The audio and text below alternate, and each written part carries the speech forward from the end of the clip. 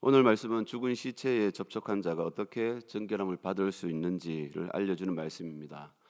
왜냐하면 본장이는 시체에 접촉하거나 또 가까이 하게 된 자는 부정한 자다라고 여기고 있기 때문에 그 부정한 자는 하나님께서 마련해 놓으신 정결 예식에 따라서 또 스스로 정결 예식을 행해서 이스라엘에서 끊어지지 않도록 주의를 주고 있습니다. 그래서 본문은 크게 두 부분으로 나눌 수 있습니다. 첫째는 이 부정한 사람을 정결하게 하는 예식을 자세하게 설명을 해주고 있습니다. 둘째 부분은 앞에서 준비한 정결하게 하는 예식을 누구에게 어떻게 적용할 것인가라고 하는 실제 적용에 대해서 알려주고 있습니다. 그런데 본장에서 제시하고 있는 대상은 모두 시체에 접촉한 사람, 시체를 가까이 한 사람에 대해서 적용하고 있습니다. 아마도 이제 이스라엘 백성들이 가나안 땅으로 들어가지 못하고 가데스 바네아에서 돌이켜서 광야 생활을 하게 되죠. 광야 생활을 하면서 점차 영내에서 죽어가는 사람들이 발생을 하게 되었을 것입니다. 그러면서 이 시체에 대해서 어떻게 처리를 할 것인가라고 하는 문제가 하나의 문제로 대두되었을 것 같습니다. 14절 말씀을 보면 죽은 시체를 처리하는 사람에 대해서 또 어떻게 죽을 것인가라고 하는 그런 행동 지침을 알려주고 있습니다. 그리고 어떻게 뒤처리를 할 것인가라고 이제 설명을 해주는데 14절에 보니까 장막에서 사람이 죽을 때의 법은 이러하니 누구든지 그 장막에 들어가는 자와 그 장막에 있는 자가 이레 동안 부정할 것이며 뚜껑을 열어놓고 덮지 아니한 그릇은 모두 부정하니라. 누구든지 들에서 칼에 죽은 자 시체나 사람의 뼈나 무덤을 만졌으면 이레 동안 부정하리니. 장막에서 사람이 죽을 때의 법은 이러하니라 라고 얘기하고 있습니다. 40년 광야 생활이기 때문에 무엇보다 중요한 것이 뭘까요? 단체가 움집해서 살고 있기 때문에 위생 이런 것들이 중요하게 여겨질 겁니다.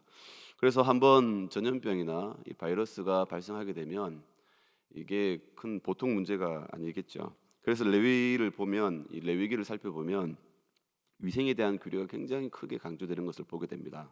세균성 이런 것들에 대해서 뭐 바이러스라든지 아니면은 문둥병 같은 이런 것들이 옷에 바라거나 집의 벽에 바랬다든지 하게 되면 제사장이 와서 그 벽을 긁고 옷을 또 뭐 이렇게 깨끗하게 씻고 그래도 안 되면 나중에 그 집을 다 헐어버린다든지 이런 규례들을 보게 됩니다. 왜 그럴까요? 그런 세균들이 사람에게 옮게 되면 그것이 한 사람에게 끝나는 것이 아니라 그 공동체에 영향을 주기 때문입니다. 오늘 말씀도 죽은 시체로 인한 오염, 질병을 예방하기 위한 정결 예식으로 볼 수 있습니다.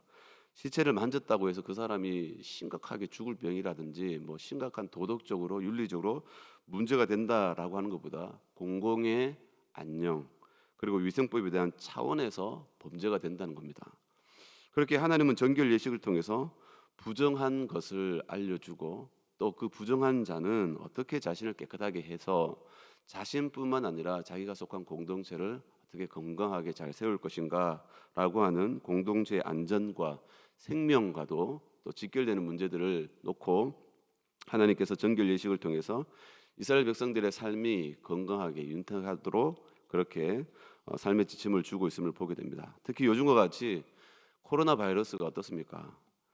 이걸 때문에 교회가 굉장히 어려움을 당하지 않습니까? 사회적으로 위생, 방역이 중요하지 않습니까? 왜 그렇습니까?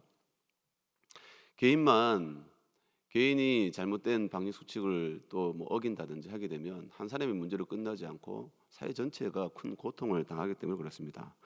그래서 사회의 이런 여러 가지 방역 수칙이라든지 이런 부분들을 잘 따라야 되겠죠. 그래야 교회가 사회의 본이 되고 또 모범이 되기 때문에 또 하나님께 영광이 되기도 합니다. 교회 다니는 성도가 거짓말하고 또 속이고 대충 어영부영 사람들의 눈을 속여가면서 산다면 그것이 덕이 되겠습니까? 그것도 바른 성도의 삶이 아니라는 겁니다. 오늘 말씀을 살펴보면서 하나님께서 주신 정결 예식을 왜 주시는 건가? 그것은 성도의 삶의 세밀한 부분까지도 하나님께서 간섭하시고 또 지침을 주셔서 또 성도의 삶을 지혜롭게 세워가시는 하나님의 방법이 된다는 것을 우리가 알 수 있습니다. 그렇다면 오늘 본문을 살펴보면서 먼저 정결 예식을 한번 살펴보도록 하겠습니다. 2절에서 7절까지인데요. 여호와께서 명령하시는 법의 율례를 이제 이르노니 이스라엘 자손에게 일러서 온전하여 흠이 없고 아직 멍에 매지 아니한 붉은 암송아지를 내게로 끌어오게 하고 너는 그것을 제사장 엘르아살에게 줄 것이요 그는 그것을 진영 밖으로 끌어내어서 자기 목전에서 잡게 할 것이며. 보니까 정결 예식에 쓰이는 짐승이 있습니다. 온전하여 흠이 없고 아직 멍에 매지 아니한 붉은 암송아지라고 얘기하고 있습니다. 이 암송아지는 멍에 매지 아니한 암송아지라고 때문에 아직 어미소에 대한 애착이 강한 그런 소겠죠. 그리고 날뛰면서 호기심이 많은 그런 소입니다. 무엇보다 생명의 박동이 넘치는 그런 소죠. 그만큼 순결하고 깨끗하고 생명이 넘치는 것을 말합니다. 신약에 와서 이 암송아지를 예수 그리스도에게 예표를 합니다. 히브리서 9장 12절 13절에 보니까 염소와 송아지의 피로 하지 아니하고 오직 자기의 피로 영원한 속죄를 이루사 단번에 성소에 들어가셨느니라. 염소와 항소의 피와 및 암송아지의 죄를 부정한 자에게 뿌려 그 육체를 정결하게 하여 거룩하게 하거든. 그 부정한 몸을 뭘로 깨끗하게 합니까? 암송아지의 죄를 뿌려 거룩하게 하고 부정한 것을 깨끗하게 하거늘. 바로 예수 그리스도의 그 피가 우리를 부정해서 또 죄에서 오염으로부터 깨끗하게 한다라고 신약에서 이제 복음으로 바뀌어서 증거되고 있습니다. 그런데 이 암송아지를 성전에서 잡지 않고 어디서 잡나요? 보통 속죄제는 성막으로 끌고 와서 그 소의 머리에 안수를 하고 잡습니다. 그런데 이 암송아지는 진영 밖으로 끌고 나와서 제사장이 보는 앞에서 잡아서 그리고는 진영 밖에 지정한 곳에 이 암송아지를 다 태웁니다. 가죽과 고기와 똥과 피까지 모든 것들을 다 태워서 그리고 그 죄를 그 죄죠, 죄 타고 남은 죄를 진영에 정결한 곳, 사람들이 다 알만한 곳으로 두게 됩니다. 그래서 누구든지 와서 부정한 자는 진영으로 바로 들어오지 않고 그곳에서 자기를 한 번 더 정결하게 하고 그리고 이제 진영으로 들어갈 수 있도록 합니다. 시체는 또 시체는 밖에서 진영 밖에서 이제 장사를 지내죠. 그러니까 나갔던 사람들이 들어오면서 또 자기를 씻고 정결하게 해서 진영으로 들어오게 합니다. 그 외에 또 문둥병자들이 있습니다. 진영으로 들어올 수 없고 진영 밖에서 지내야 되는 사람도 있습니다. 문둥병자들, 육출병자들 같은 이런 사람들은 하나님께서 특별히 성내에 있지 못하고 진영 밖에서 그리고 진영에서 어떤 그런 그들만이 지낼 수 있는 어떤 위치를 두었던 것 같아요. 그리고 그런 사람들이 깨끗함을 받을 때 그럴 때에 이 정결하게 하는 죄를 뿌리는 물을 씻는다든지 또 제사장이 와서 기름을 바르고 그리고 나서 물로 깨끗하게 씻고 온몸의 털을 다 밀고 그런 정결 예식이었습니다. 그래서 이 시체를 처리했던 사람들 또 시체를 만졌던 사람들 부주 중에 부정한 사람들 그리고 이런 문둥병자들 또 이런 사람들을 위해서 진영 밖에다가 이런 죄를 두어서 그것을 가지고 활용할 수 있도록 자기 스스로 쓰실 수 있도록 그렇게 하고 있습니다. 그래서 진영 밖 지정된 곳에 두어서 또 정결함이 필요한 사람들을 위해서 예비를 해 두었던 것입니다. 그리고는 진영 밖으로 끌고 와서 이제 암송아지를 잡습니다. 그리고 암송아지를 죽일 때 피를 제사장이 손가락에 묻혀서 성전을 향해서 이제 성소를 향해서 회막을 향해서 7번 뿌리게 되죠. 그리고 가죽과 고기와 피와 또 똥까지 다 불사르게 했습니다. 회막을 향해서 뿌리는 행위는 뭘까요? 하나님께서 이 송아지의 피를 보시고 속죄의 은혜를 주시기를 정결함을 주시기를 하나님 앞에 은혜를 구하는 행위입니다. 그리고 보니까 이제 이것을 태우게 되는데 백향목과 우술초와 홍색실도 함께 불태우게 했다는 겁니다. 백향목과 우술초와 홍색실 이게 뭘까요? 이것도 정결 예식 때 행해지는 물품들입니다. 이 백향목은 성소에서 이제 회막을 지을 때 기둥과 또 법궤와 여러 가지 성소의 물품들을 만들 때 이 백향목의 주 재료였습니다. 그리고 우슬초는 유월절 때 어린 양을 잡고 그 피를 좌우 문방에 바를 때 어떻게 했습니까? 우슬초에 찍어서 뿌렸죠. 그리고 또 우슬초를 가지고 속죄를 하기 위해서 문둥병에서 깨끗함을 낳은 자를 위해서 이 비둘기 산비둘기와 함께 우슬초와 묶어 가지고 피를 적셔 가지고 또 한 마리는 새 피를 잡아 가지고 그 피를 적셔서 이제 나음을 받은 문둥병자에게 그 뿌려서 정결하게 했던 때에 썼던 것이 우슬초입니다. 홍색실도 있습니다. 홍색실은 그 여리고 성에서 이제 기생 라합이 정탐꾼들을 살려주죠. 그리고 나서 이제 여리고에 이스라엘 백성들이 들어왔을 때 자기가 정탐꾼을 살려줬다고 하는 그 표로서 창문에 걸어두었던 것이 바로 이 홍색실입니다. 그래서 그 죽음에서 살아남았던 그런 이제 일화가 있습니다. 모두 어떤 성격을 갖고 있습니까? 거룩하게 하고 정결하게 하는 그러한 또 생명을 예표하는 그런 의미가 있습니다. 9절 10절 말씀을 보겠습니다. 이에 정결한 자가 암송아지의 죄를 거두어 진영 밖 정한 곳에 둘지니 이것은 이스라엘 자손 회중을 위하여 간직하였다가 부정을 씻는 물을 위해 간직할지니 그것은 속죄제니라. 암송아지의 죄를 거둔 자도 자기의 옷을 빨 것이며 저녁까지 부정하리라. 이는 이스라엘 자손과 그 중에 거류하는 외인에게 영원한 율례니라. 암송아지 죄를 진영 밖 정한 곳에 두어서 또 그것으로 부정을 씻는 물과 함께 쓰이도록 하고 있다. 언제든지 부정한 자는 진영 밖에서 지정된 곳에 가서 또 깨끗한 사람이 그 물과 죄를 함께 적셔서 부정한 자에게 이제 뿌려서 씻도록 그렇게 했습니다. 그래서 하나님의 백성들은 늘 하나님 앞에서 성결하게 살도록 하나님께서 이렇게 세세한 부분까지 지침을 주고 있습니다. 왜 그럴까요? 위생입니다. 위생. 우리의 심령까지도 깨끗해야 되겠지만 우리 육체까지도 하나님께 정결하게 되기를 원하시는 거죠. 그래서 지금과 같이 지금 오늘과 같은 이런 코로나 같은 이런 상황을 보면서 이 코로나를 제대로 한 사람 한 사람 방역 수칙을 잘 지켜야 우리 사회가 안전한 듯이 또 하나님의 공동체 안에도 또 하나님께 주신 이 지침을 따라 살 때 깨끗하게 또 사회를 지켜나갈 수 있는 부분도 있습니다. 또 보니까 이것의 주된 용도가 나오죠. 11절에부터 알려줍니다. 사람의 시체를 만진 자는 이래 동안 부정하리니 그 셋째 날과 일곱째 날에 제물로 자신을 정결하게 할 것이라. 그리하면 정하려니와 셋째 날과 일곱째 날에 자신을 정결하게 하지 아니하면 그냥 부정하니 누구든지 죽은 사람의 시체를 만지고 자신을 정결하게 하지 아니하는 자는 여호와의 성막을 더럽힘이라. 그가 이스라엘에서 끊어질 것은 정결하게 하는 물을 그에게 뿌리지 아니하므로 깨끗하게 되지 못하고 그 부정함이 그대로 있습니다. 사람의 시체를 만진 자가 언급되고 있죠. 그래서 시체를 만진 자뿐만 아니라 사람의 뼈, 무덤을 가까이 한 사람들, 이런 사람들이 총칭해서 모두 이제 시체를 만진 자로 이제 통합해서 얘기를 하고 있습니다. 이런 사람들이 어떤 사람들입니까? 부정하다는 겁니다. 부정. 말 그대로 부정한 것을 만졌기 때문에 그래서 부정한 자로 여기고 있습니다. 이런 사람들이 며칠 동안 부정합니까? 7일 동안 부정합니다. 그러니까 그만큼 이 더러운 것에 대해서 주의를 요구하고 있는 겁니다. 그런데 보니까 이 시체의 특성은 어떻습니까?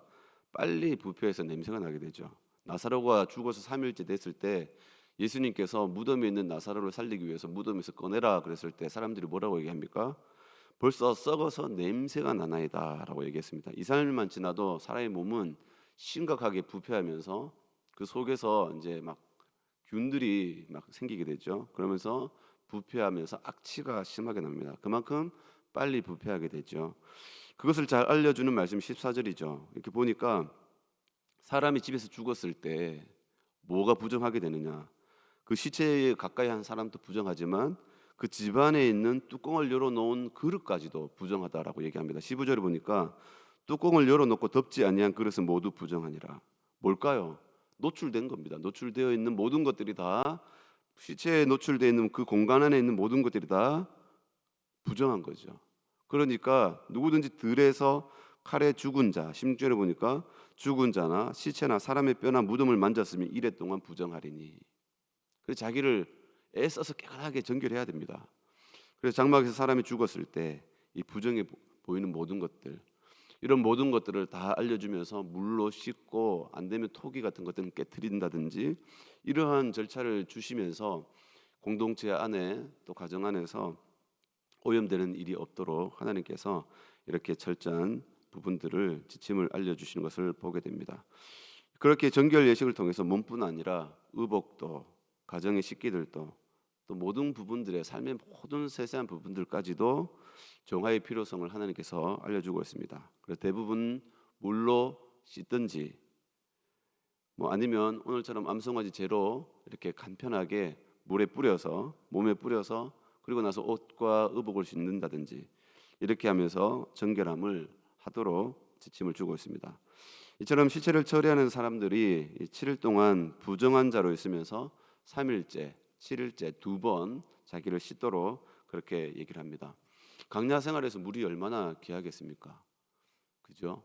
그리고 씻는다는 것이 얼마나 불편하겠습니까? 지금처럼 현대인들이 하루에 한 번씩, 어떤 사람 하루에 2번씩 씻죠. 아침 저녁으로 씻기도 하고 그렇게 하는데 보세요. 초등학생들 이런 애들, 중학생 아이들 가정에서 보면 이 아이들 얼마나 씻기 싫어합니까? 손에 물 묻혀가지고 얼굴에다 갖다 대는 것 자체도 막 경기를 일으키는 것 같지 않습니까? 그런데 그 당시에 물로 씻는다는 것은 사실 쉽지 않습니다. 그런데도 하나님께서 물로 씻어라, 물로 씻고 옷도 빨고 하는 이런 부분들을 주시는 이유가 다 공동체의 건강을 위해서 그렇게 하고 있습니다. 이 예식을 지키지 않는 자에 대해서 이렇게 얘기하면 19절에 보니까 그 정결한 자가 셋째 날과 일곱째 날에 그 부정한 자에게 뿌려서 일곱째 날에 그를 정결하게 할 것이며 그는 자기 옷을 빨고 물로 몸을 씻을 것이라. 저녁이면 정결하리라. 사람이 부정하고도 자신을 정결하게 하지 아니하면 여호와의 성소를 더럽힘이니 그러므로 회중 가운데에서 끊어질 것이니라. 그는 정결하게 하는 물로 뿌림을 받지 아니하였은즉 부정하니라. 굉장히 무서운 말이 나오죠. 씻지 않으면 어떻게 됩니까?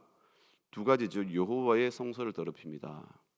그리고 회중 가운데서 끊어질 것이다라고 얘기합니다. 그래서 정결한 자가 이 부정한 자에게서 제물로 자신을 정결하게 받지 않으면, 그러니까 이것이 의미하는 바가 뭐죠? 공동체 안에서 이것이 하나의 의식화가 되도록 하나님께서 얘기하는 겁니다. 정결한 자가 부정한 자에게 이 물을 3일째, 7일째 되는 날 뿌려서 정결하도록 해라. 그리고 물을 뿌린 사람도 옷을 씻고 옷을 빨고 몸을 씻어라 라고 하시는 이것들이 뭡니까? 자기 혼자만 가가지고 하는 것이 아니라 공동체 전체가 이런 자기를 깨끗하게 하고 정결하게 하는 이 예식을 의식하도록 하나님께서 마련해 주고 있는 겁니다. 왜 그럴까요? 계속 똑같은 얘기입니다.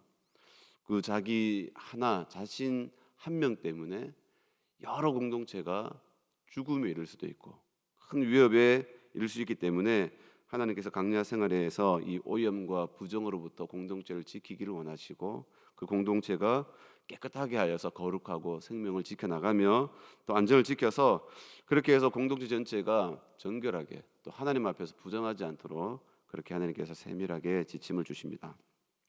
우리가 신앙생활 하면서 나만 깨끗하면 되지 그게 아니죠. 그렇죠? 우리 공동체 안에서 같이 우리 주위를 살펴보면서 함께 하나님 앞에서 거룩하게 또 주변을 살펴보면서 함께 하나님 앞에서 바르게 살아갈 수 있도록 우리 공동체가 늘 그렇게 건강한 또 하나님이 주시는 이런 지침처럼 서로 돌아보면서 사랑과 선행과 모이기를 힘쓰는 우리 또 부산연합교회 온 성도님이 될 수 있기를 주님의 이름으로 축원합니다. 기도하겠습니다. 하나님 아버지 감사합니다. 이 새벽에도 우리를 깨우시고 또 우리의 삶의 세세한 부분까지도 간섭하시며 늘 인도해 주시고 또 은혜 주심을 감사합니다. 하나님 아버지 오늘 또 거룩한 주일 가운데 하나님 앞에 나와서 예배합니다. 하나님 이 첫 시간을 깨워서 하나님 앞에 기도하기를 원하는 이 시간 하나님 앞에 나온 성도님 한 분 한 분을 기억하여 주시고 우리가 하나님 앞에 구한 것보다 더 넘칠 것으로 능히 하실 하나님이라고 하신 말씀과 같이 이 새벽에도 하나님 앞에 간절한 기도와 소원을 가진 그 중심을 하나님께 살피시고 또 모든 지각이 뛰어난 하나님의 평강으로 하나님께서 돌보시고 또 응답하여 주셔서 우리의 삶 가운데에서 늘 하나님의 영광을 나타내는 삶을 살아갈 수 있도록 은혜를 도와여 주시옵소서. 하나님 오늘 거룩한 주일날 또 여러 부분에서 또 여러 위치에서 또 각자의 봉사와 섬김으로 오늘 또 거룩한 주일을 섬길 때에 성령의 충만함을 더하여 주시옵소서. 세우신 담임 목사님을 위시해서 여러 봉사자들 한 사람 한 사람 하나님께서 붙드시고 인도하여 주셔서 오늘 또 기쁨과 즐거움으로 감사함으로 우리에게 주어진 사역들을 감당케 하여 주옵소서. 주께 감사드리오며 거룩하신 예수님의 이름으로 기도드리옵나이다. 아멘.